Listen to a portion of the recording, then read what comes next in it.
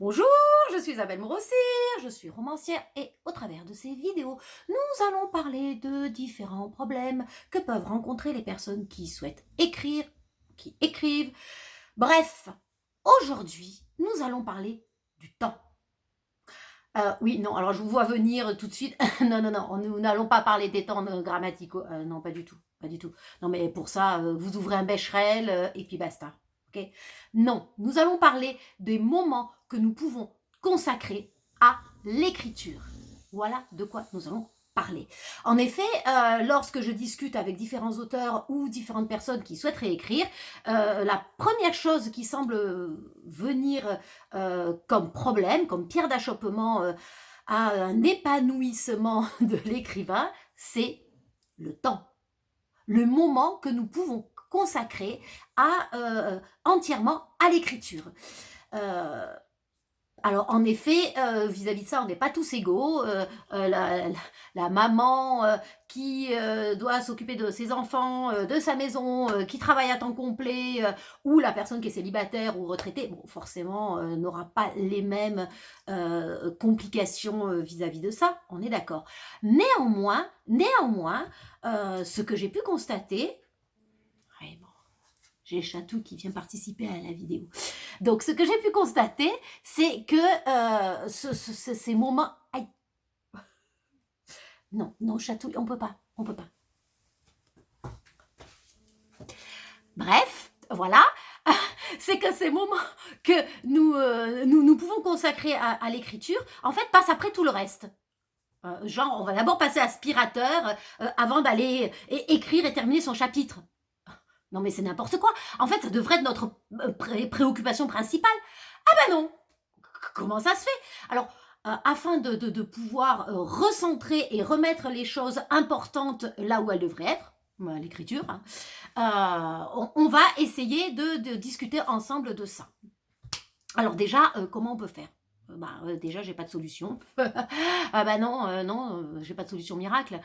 Non, il n'y a pas de magie. Je vais pas vous proposer, par exemple, payer 10 séances et puis au bout de la 11e, je vous dévoilerai la solution formidable. Non, personne ne peut faire ça. Non, parce que c'est chacun qui doit s'organiser soi-même.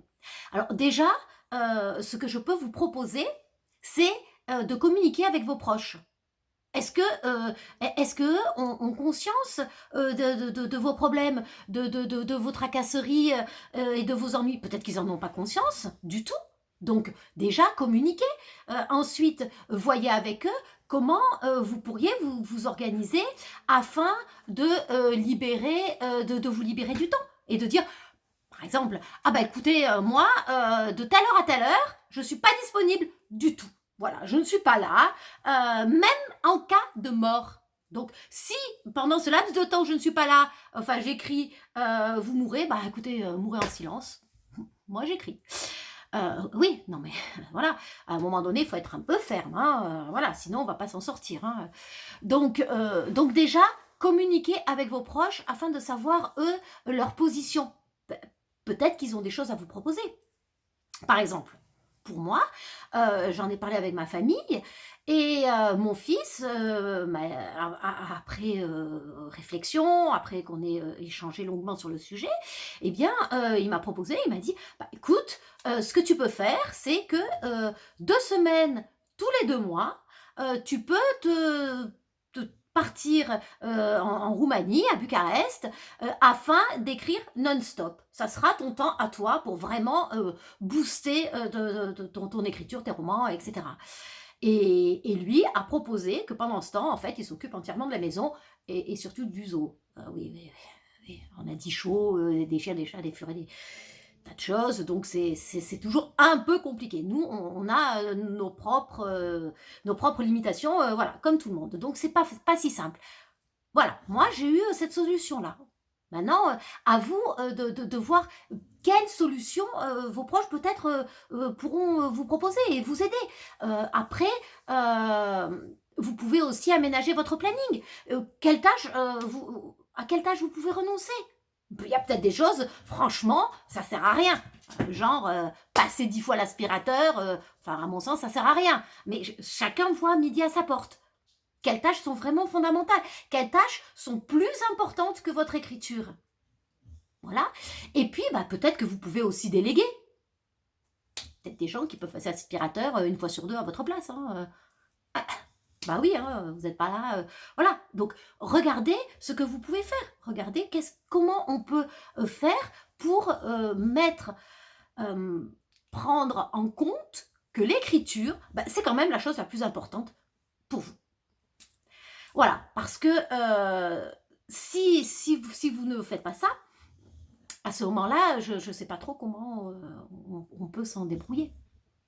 Maintenant, avec ça, arrêtez de dire oui, mais moi, j'aimerais tellement écrire. Mais tu vois, Isabelle, je n'ai pas du tout le temps de le faire. Bah non, je suis bien certaine que si chacun s'organise, vous pouvez absolument vous trouver quelques heures par semaine, voire par jour, pour faire ça. Ça, c'est clair et net. Hein. Sincèrement, si moi j'arrive à m'organiser, vu toutes les contingences que j'ai, je pense que tout le monde peut arriver à le faire avec un minimum de bonne volonté d'organisation. Après, c'est chacun qui voit où sont les choses les plus importantes pour lui. Peut-être que pour vous, l'écriture n'est pas la chose la plus importante. À vous de vous poser la question. Alors, en attendant, je vous propose de mettre vos solutions d'organisation, comment vous débrouillez, en commentaire, parce que je pense que ça peut être très intéressant pour tout le monde. Et puis, comme d'habitude, vous likez, vous vous abonnez, parce que ça me fait super plaisir. Et puis, je vous dis à la semaine prochaine. À très bientôt.